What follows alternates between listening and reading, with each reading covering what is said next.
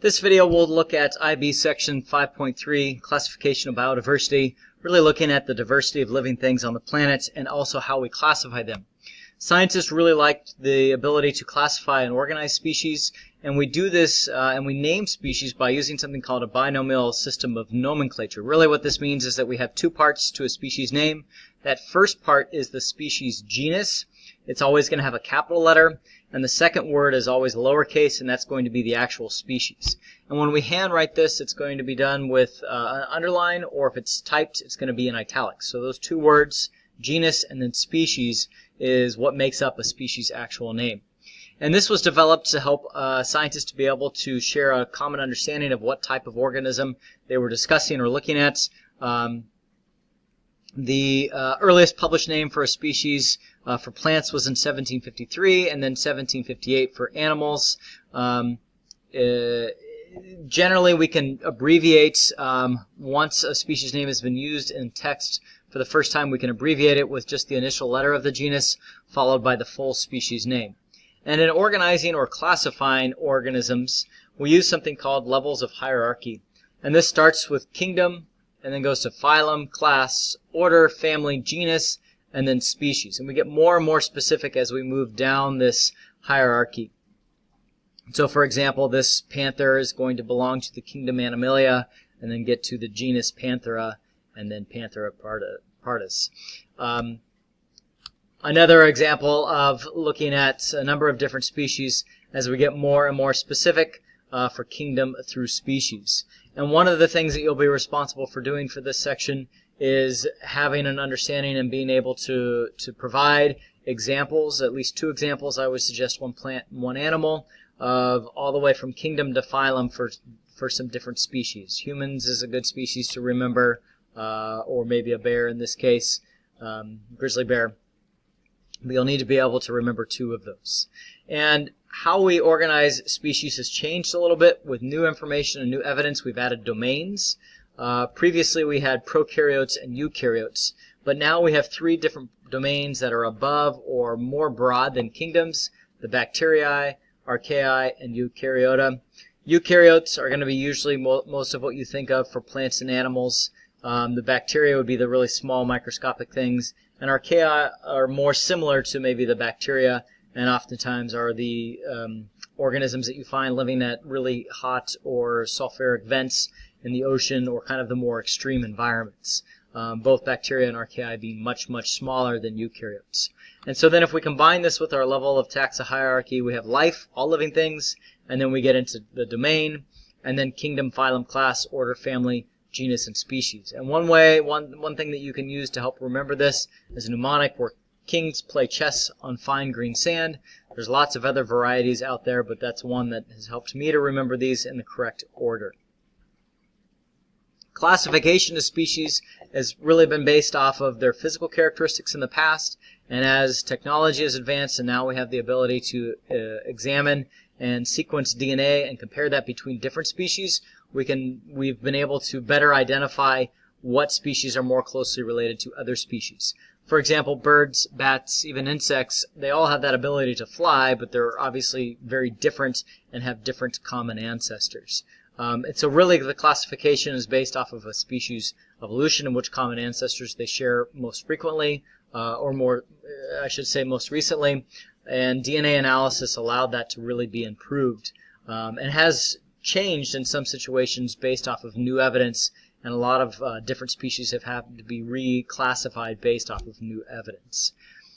To start, we're going to look at some different phyla in the animal kingdom. And some general characteristics of the animal kingdom are that they're generally multicellular heterotrophs. They specialize in terms of their structure, and they have structures for very specific functions. They usually have a life cycle that's diploid, and adults produce haploid gamete cells. They have some form of movement and bilateral symmetry, and they also have cephalization development as well. And so we're going to look at a couple of different phyla. For these, I'll quickly go through the different pieces of information. It might be helpful to pause the video so that you can record and write down the different characteristics for each of these. And we'll start with the porifera, which are the sponges. These actually are not movable. They don't have movements. You can see in the picture here attached to a rock, and how they obtain their nutrients is through filter feeding. It's probably the simplest multicellular animal, consisted of different colonies. It's mostly marine and aquatic, and water passes through the organisms, and through that they're able to pull out things from the water that they need to be able to survive. They may reproduce asexually by budding, or by sexual reproduction by free-swimming larvae, but oftentimes it's through asexual reproduction. The second phyla that we're going to look at is the daria, and these are mostly, again, aquatic and marine organisms. They have radial symmetry. They have two layers within their body wall, outer ectoderm and an inner endoderm.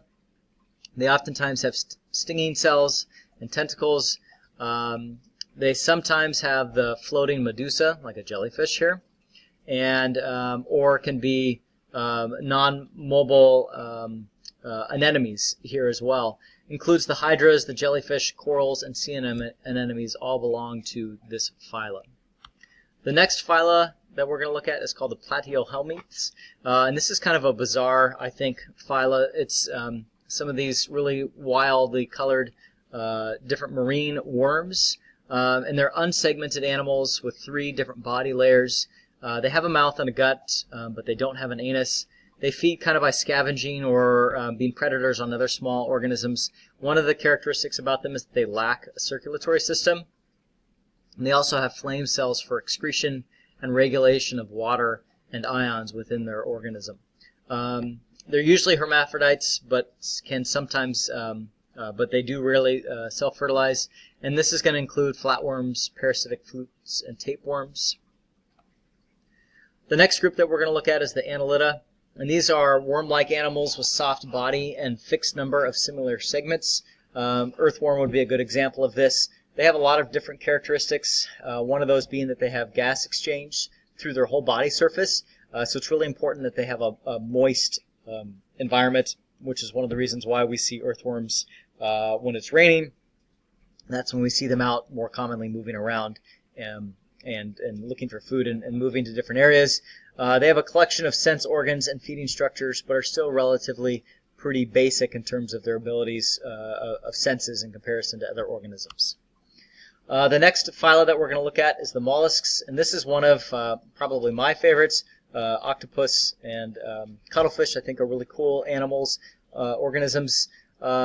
This is the second largest phylum, and again, it's mostly aquatic. It's going to include slugs, snails, mussels, octopi, cuttlefish as well. They have a soft, flexible body.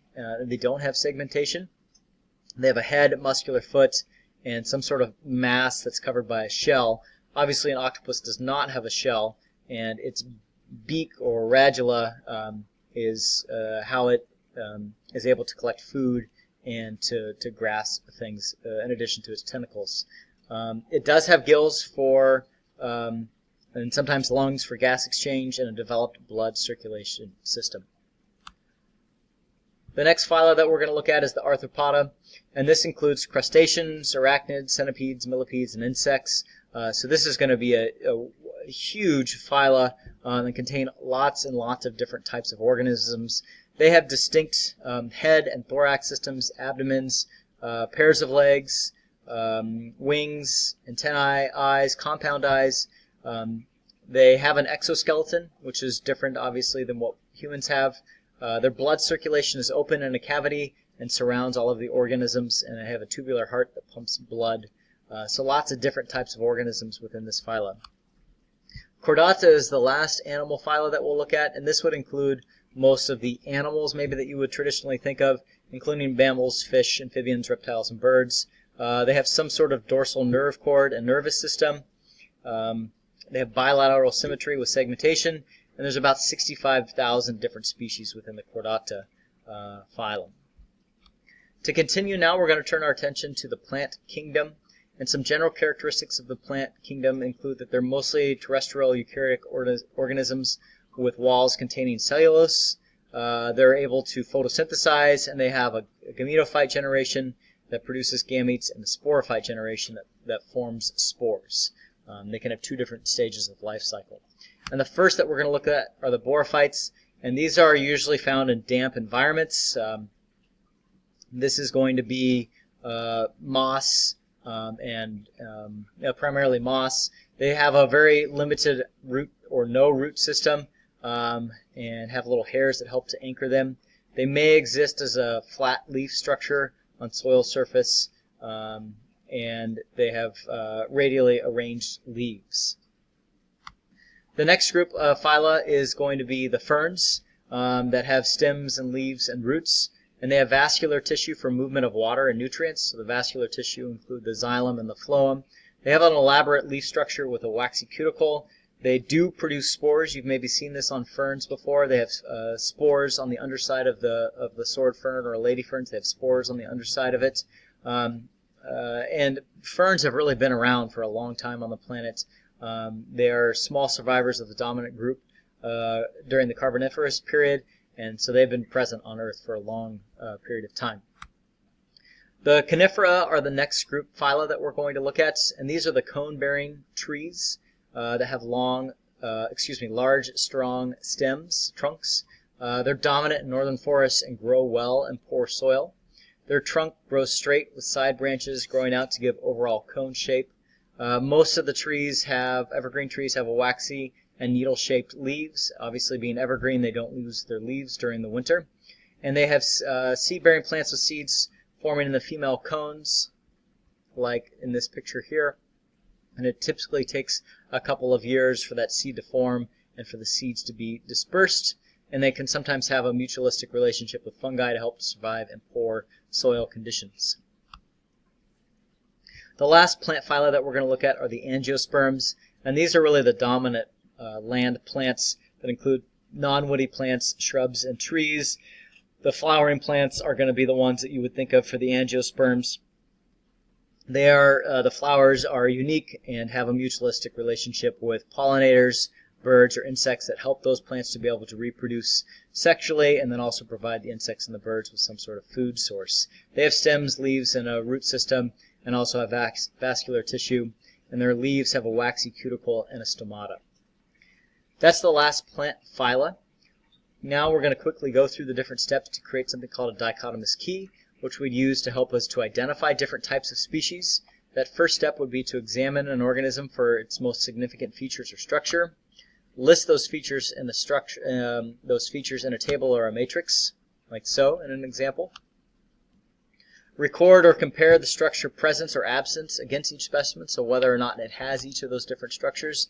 And then select a characteristic shown by approximately half of the specimens in the matrix and to be able to divide the overall number of specimens into two different groups. And so really what the purpose of the dichotomous key is to help you to identify a particular species based off of characteristics. And you continue this step, fourth step, dividing your group of organisms into more and more specific species until each can be specifically identified, like so here in this picture, essentially asking yes or no questions to be able to get to a point where each species can be identified. The dichotomous key can then be constructed again using statements that are yes or no based statements, and within class we'll practice making some dichotomous keys as well. For this overall 5.3 section, I do suggest making some flashcards to help remember the different characteristics of the animal and plant phylas, as that's probably the hardest component of this overall standard.